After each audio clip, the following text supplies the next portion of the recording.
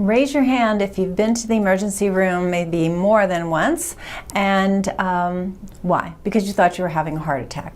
Your heart was palpitating out of your chest, you had pressure, shortness of breath, and of course, off to the ER you went, often in the middle of the night, and only to be told your heart was fine. And perhaps you were not convinced because you continued to have these heart palpitations, and they are very stressful. Anybody would freak out when their heart is just beating out of their chest, especially when you have the tightness and the pressure. And you go to a cardiologist and you get a battery of tests, and they do an EKG and a stress EKG and more, only to be told your heart's fine. And if you follow me at all on this channel, when I talk about hiatal hernia syndrome, I'm very quick to point out that it is related, and the fact that there is nothing wrong with your heart as far as any disease state or functional aspect of it, sure, that's great news, but it does not negate the fact that you're having heart palpitations, pressure in your chest, etc. So raise your hand if this has been you. I was pretty delighted to stumble across a cardiologist. He is in the United Kingdom. He's not here in the US, but I think he should do a seminar on what I heard him talk about. And he talked, I don't know if he created this terminology, but he called it a gastric cardio syndrome. So gastrocardiac syndrome. And so I saw that, I was like, I wonder what he's going to talk about. And sure enough, he talked about the fact that anatomically, and I say this all the time, we have the heart on the left, we have the stomach just below it on the left, and in between is the diaphragm. And he discussed the fact that the anatomy of these two organs is very close in proximity, and sure enough, brought up the fact that with bloating, with inflammation, the diaphragm rises, and he actually called it pinching the heart and altering its location a bit. And so it was just gratifying to hear somebody who is a cardiac surgeon, and this is what he does for a living, acknowledge what we've known for so long, and what no cardiologist, and I shouldn't say no, but in my experience of doing this for quite some time, I have not heard any patients have their cardiologist acknowledge what was going on, and the fact that they had a lot of GI complaints or a known hiatal hernia. No cardiologist has acknowledged that those two could be related. Quite the contrary, they say no, it couldn't possibly have anything to do with your heart.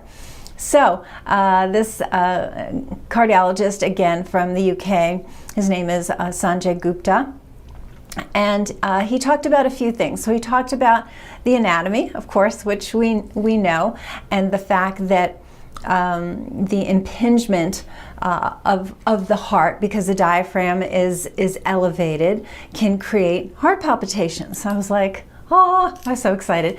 And then he also talked about another part of our program, which is the vagus nerve. So it's the longest cranial nerve you have, and it goes to a lot of different organs, but it goes to your heart and it goes to your stomach. And he mentioned that if the vagus nerve was overly stimulated, irritated, sure enough, if it's affecting the stomach, it can affect the heart, and vice versa.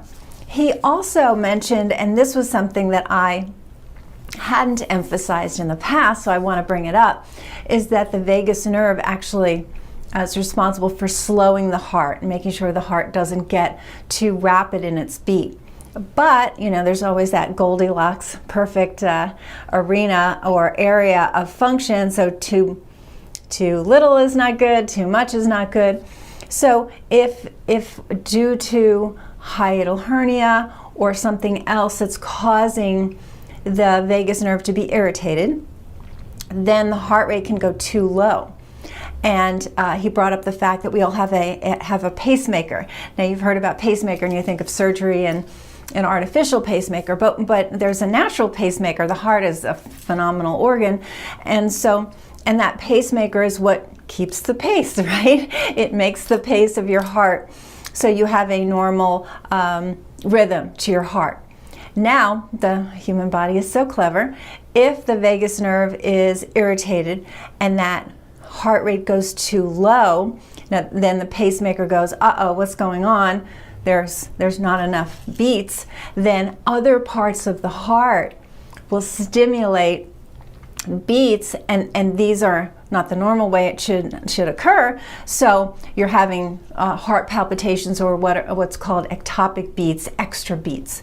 So that was pretty fascinating. So what have we talked about? We've talked about anatomical changes because the stomach's in spasm, and or you have a lot of GI inflammation and everything has gotten pushed up, and that's impinging upon the heart, which that's what our program does. It handles all that inflammation and irritation of the gut, and our physical part of the program deals with the positioning of the diaphragm, sort of resetting that as we get the inflammation of the gut down, and also doing various exercises and manipulation. Sounds a little odd, but there's modalities that are used to normalize vagus nerve function.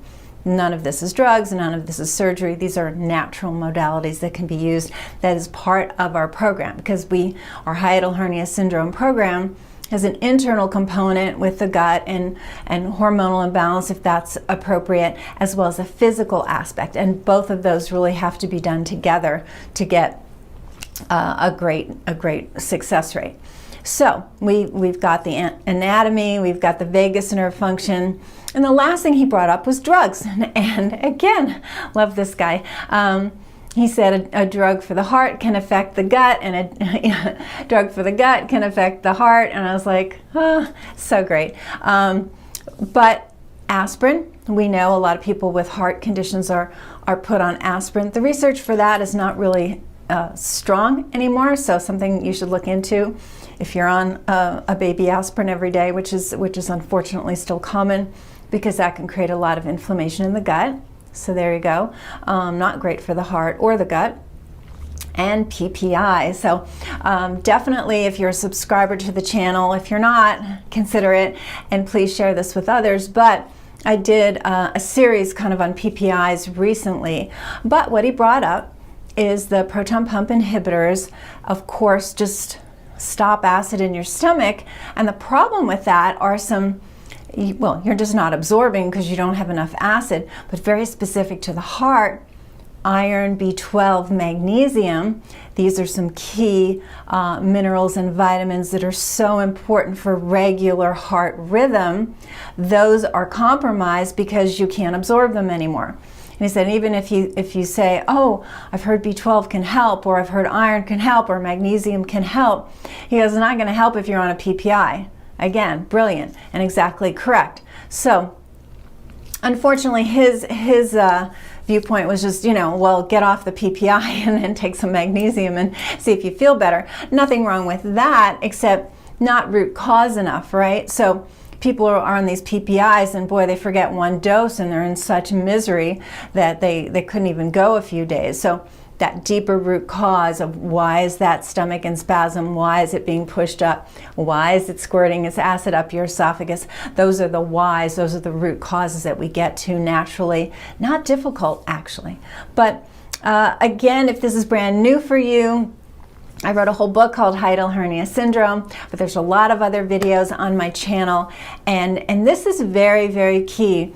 I just loved hearing the cardiologist's viewpoint of someone who, and I say this all the time to patients, it's like, this is not opinion, this is anatomy. The heart's on the left, the stomach's on the left, there's not much distance between them. It only makes sense that as a hiatal hernia or hiatal hernia syndrome occurs, there would be, as Dr. Gupta said, pinching on the heart and actually changing location of the heart. So maybe I'm just geeking out and you won't find this as interesting, but hopefully you will. And at least it can explain, if you know somebody who keeps running to the emergency room or running to the cardiologist, that only goes so far in this country before they go, listen, you clearly have an anxiety problem. Here's your dangerous psychiatric medication as the answer. Meanwhile, what the person is experiencing is not only very, very real, but has an easy solution. So I hope this helped, and we'll talk soon.